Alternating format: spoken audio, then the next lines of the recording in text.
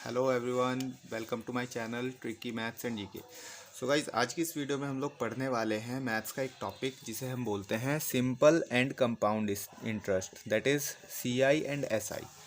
So guys, इस channel पे आप लोगों को बहुत ही सिंपल एंड ट्रिकी वे में क्वेश्चंस सिखाए जाएंगे कि कैसे आप मैथ्स का बेसिक प्लस साथ ही साथ उसका एडवांस लेवल ट्रिकी वे में कैसे कर सकते हैं। साथ ही यहाँ पर जीके को लर्न करने की बहुत ही मज़ेदार और अच्छी ट्रिक्स आपको समझाई जाएंगी, जिससे आप एग्ज़ाम में बिना कंफ्यूज हुए एग्जैक्ट कोई भी क्वेश्चन कंप्लीट कर सकते हैं। तो सबसे पहले हम देखते हैं कि यहाँ पर सीआई और एसआई में डिफरेंस होता क्या है, कंपाउंड इंटरेस्ट और simple interest. So let's say यहाँ पर किसी ने 1000 रुपीज़ जो है किसी से बोरो किए, उधार लिए।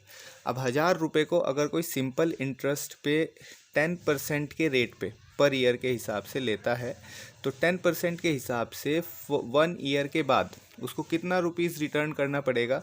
1000 का अगर हम 10% निकालते हैं तो दैट मीन्स कि उसको 100 रुपीज़ एक्स्ट्रा पे करना पड़ेगा। ये क्या हो गया, एक्स्ट्रा जो इंटरेस्ट होता है जो उसको पे करना है साथ में।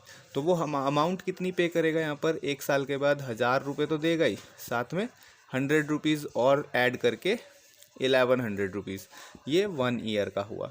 अगर यही चीज़ 2 साल के लिए हुई आफ्टर सेकेंड ईयर, तो सेकेंड ईयर में क्या होगा कि जो 100 रुपीज़ एक्स्ट्रा था 1 साल के लिए, अब वो दूसरे साल के लिए फिर से 1000 के ऊपर 10% फिर से लगेगा। यहाँ पर क्या होता है, जो कैलकुलेशन है वो आपकी एक्चुअल अमाउंट पे ही रहेगी। हमेशा जो आपने पहले अमाउंट लिया हुआ है उसी पे कैलकुलेशन किया जाएगा। और अगेन यहाँ पर 100 रुपीज़, तो पहले मंथ उसको 1100 देने थे, अब 2 साल के बाद अगर देगा तो अब एक्चुअल अमाउंट तो वो रिटर्न फर्स्ट ईयर में ही हो चुका है। तो यहाँ पर 1100 में हम 100 अगर ऐड करें तो 2 साल के बाद यहाँ पर 1200 रुपीज़ उसको पे करना पड़ेगा। ये यहाँ पर एसआई की बात हो गई। यहाँ पर हमेशा कैलकुलेशन जो आपका प्रिंसिपल अमाउंट है उसी पर ही होता है। अगर हम बात करें यहाँ पर कंपाउंड इंटरेस्ट की, तो कंपाउंड इंटरेस्ट में क्या होगा, फर्स्ट ईयर के लिए कंपाउंड इंटरेस्ट सेम रहता है, सेम प्रोसेस है। तो सेम प्रोसेस से यहाँ पर 1000 का अगर हम 10% निकालते हैं तो सेम वही यहाँ पर 100 रुपीज़ आया, और 1000 प्लस 100 से 1100 फर्स्ट ईयर में पे करना पड़ेगा।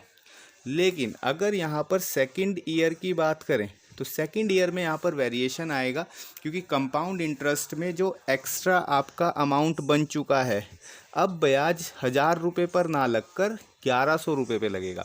इस बार 1100 के ऊपर इंटरेस्ट काउंट होगा, तो 1100 का अगर हम 10% निकालते हैं तो वो यहाँ पर 110 होगा।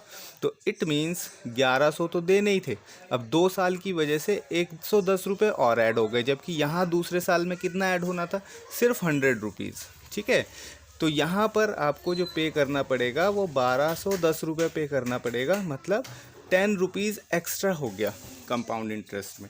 तो ये वेरिएशन आता रहेगा, जितने साल के लिए होगा, जितने परसेंट के हिसाब से होगा। तो कंपाउंड इंटरेस्ट में आपके ब्याज के ऊपर भी ब्याज लगना स्टार्ट हो गया था। तो ये हमारे पास बेसिक है। इसके लिए फार्मूलाज मैं आपको बता देता हूँ, बेसिक फार्मूला क्या है, फिर हम शॉर्ट ट्रिक देखेंगे। तो चलिए स्टार्ट करते हैं। अब हम बेसिक फार्मूला, सिंपल इंटरेस्ट का फार्मूला होता है P into R into T upon 100, principal amount, rate of interest and time.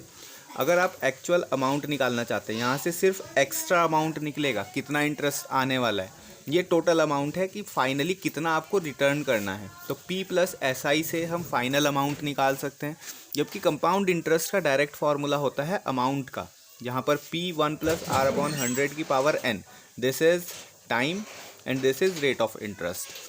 Compound interest निकालने के लिए आपको अमाउंट से प्रिंसिपल अमाउंट माइनस करना पड़ेगा, या आप डायरेक्टली ये फार्मूला भी यूज़ कर सकते हैं, but this is little bit confusing, तो आप ये मेथड ऊपर वाला यूज़ कर सकते हैं।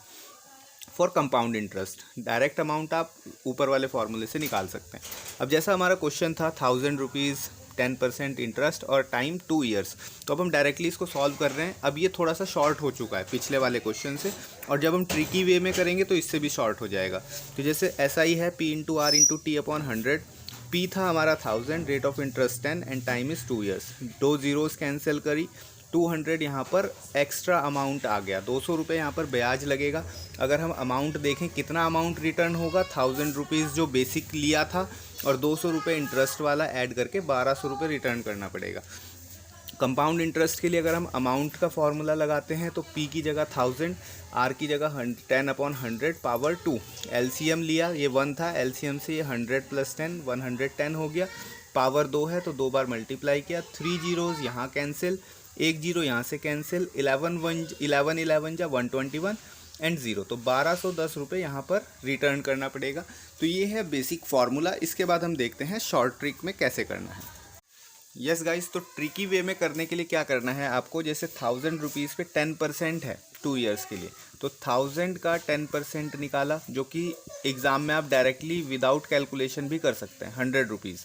तो ये 100 सेम हो गया फर्स्ट ईयर के लिए भी, सेकंड के लिए भी इतना ही है। अगर 3 साल होते तो 3 के लिए भी आप 100 हमेशा सेम रखेंगे। इसके बाद अब क्या होगा, ये सेकंड ईयर वाली कैलकुलेशन है, ये फर्स्ट ईयर वाली है। अब सेकंड ईयर में क्या होगा, जो ऊपर वाला 100 रुपये है उस पर फिर से 10% का ब्याज लगेगा, तो आप ऊपर वाले ब्याज पर 10% कैलकुलेट कर सकते हैं, तो वो आ गया 10 रुपीज़। तो वो 10 यहाँ पर लिख दिया, ये 200 हो गया और ये 10, तो एक्स्ट्रा कितना हो गया 210 रुपये। अगर सिंपल इंटरेस्ट निकालना होगा तो सिर्फ ये वाली लाइन ऐड करेंगे, simple interest is 200, compound interest सबका सम, टोटल सम, तो कंपाउंड इंटरेस्ट 210। अगर पूछेगा SI और CI में डिफरेंस क्या है, तो फर्स्ट लाइन को छोड़कर आगे की वैल्यू हमेशा CI और SI का डिफरेंस हो जाता है।